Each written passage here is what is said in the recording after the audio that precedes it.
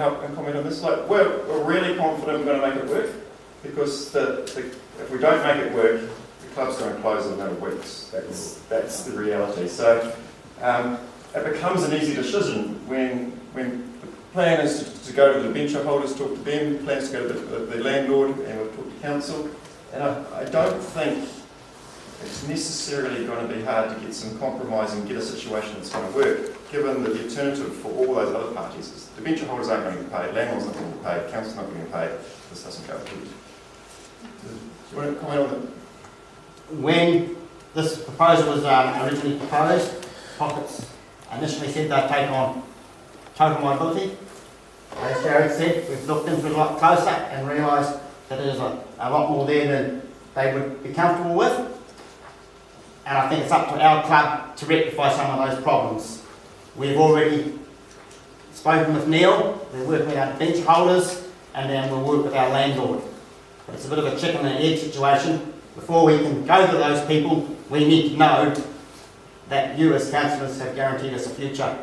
Otherwise, when we go to them, we'll be going to the bench holders, our landlord, and our members with a whole new proposal, and that will be a closed club. So, but look, we'll let Jared do his presentation, and we'll go forward from there. Questions? I can't see how the council can guarantee the future. So Yeah, we'll. No, I think the club has been a loss for a long, long time. I've heard that you're taking over their bills, basically, the liabilities. But how will you also be underwriting your ongoing losses? And are you assuming that the machines will be enough to do that? Is that where it's If it's an amalgamation, amalgamation means three become one. Yeah. And So the entity will be Pockets Football Club with a substantial balance sheet. it's inherent. And I'm also assuming that that at the moment the rent there is subsidised, and will that continue? And has the landlord agreed that you'll keep the rent at that level? I think we'd be better to let Jared finish today, because you will see that there's some synergies, and perhaps then the questions would be better coming forward after he's finished his presentation, because there are some synergies in this merger. You can see some hesitance. We hope that you'll be able to answer them by One of the odd things that's cropped up is the unintended consequences as far as psychoactive substances of allowing a merger. And I know that legally it's not relevant, but we're all human and it's a factor. One of the things, if you allow the merger, will result in the old establishment premises becoming vacant and being sold. And they, because you're not allowed to ban these things, it's one of the few buildings in town which are allowed to sell them. And the word is that some organisations are getting close to having some of these things approved as safe. And therefore they'll be looking for premises, and the old establishment premises, being on the market, would be a prime target to sell this sort of stuff. Neil's expressed his concern in relation to it. We totally agreed. It took literally a heartbeat for us to cotton onto this problem and to fix it. None of the clubs want this rubbish sold in our communities. They instantly agreed to do whatever they can to stop it. And we looked hard at work as to what we can do legally to stop it.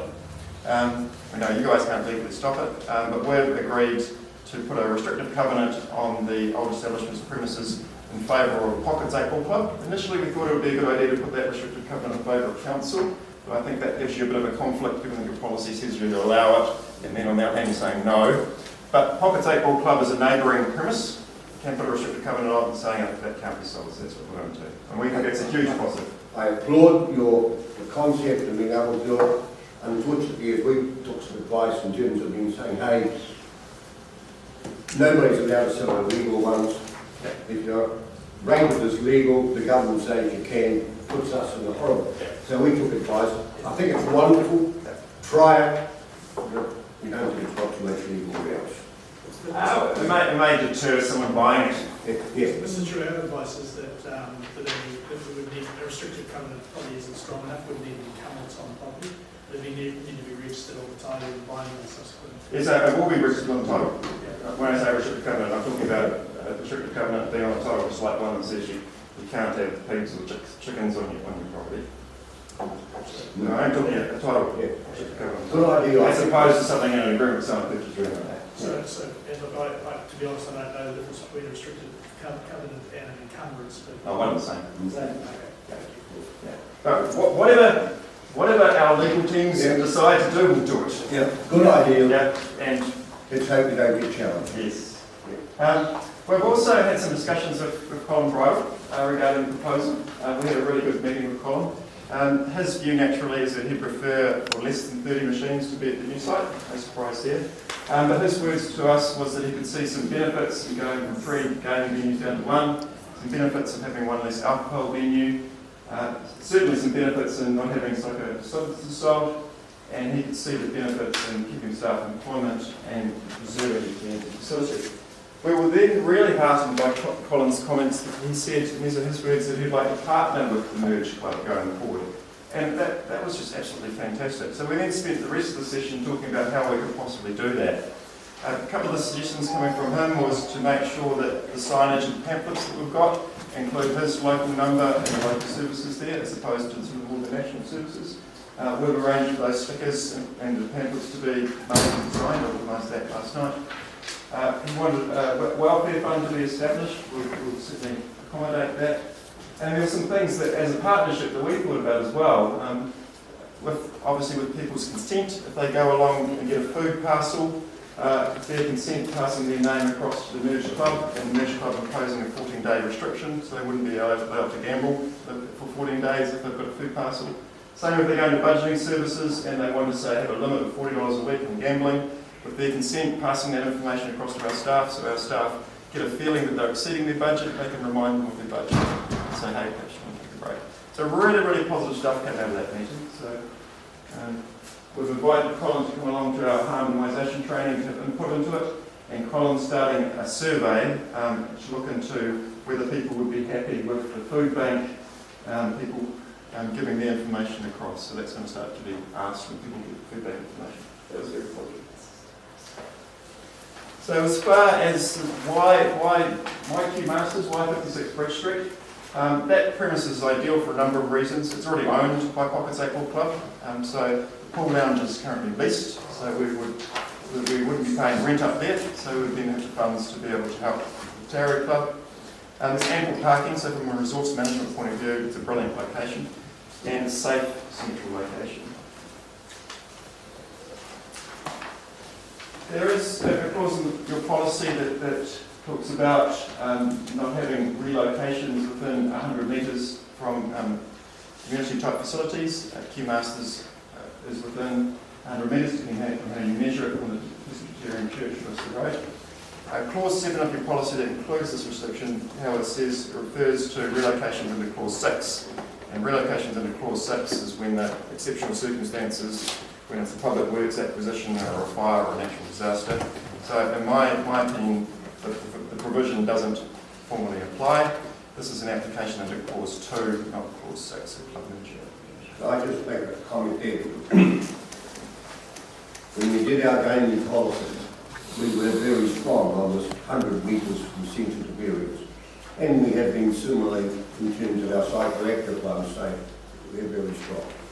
I accept that what you are saying by using clause 2 rather than clause 7 is a legal situation. But simply because it is legal, to me, doesn't make it always right. And that, as we have said to the people, we don't want you within 100 metres, but here is a loophole that you can do it, as mayor doesn't excite me terribly.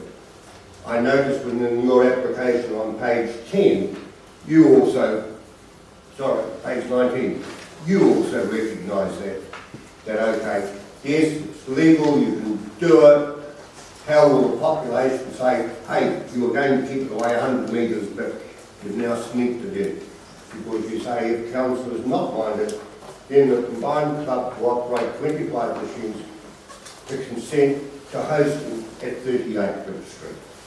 And I think that sitting in there makes me happier as mayor that we have kept faith with our people. And so that, yes, you can do it legally, you can push it, does clause 2 override clause 7, that you even said we could actually put it at the back of the building to try to do it. So I applaud you that you are offering alternatives, but I am registering my concern that I believe as a council we have to keep faith with our people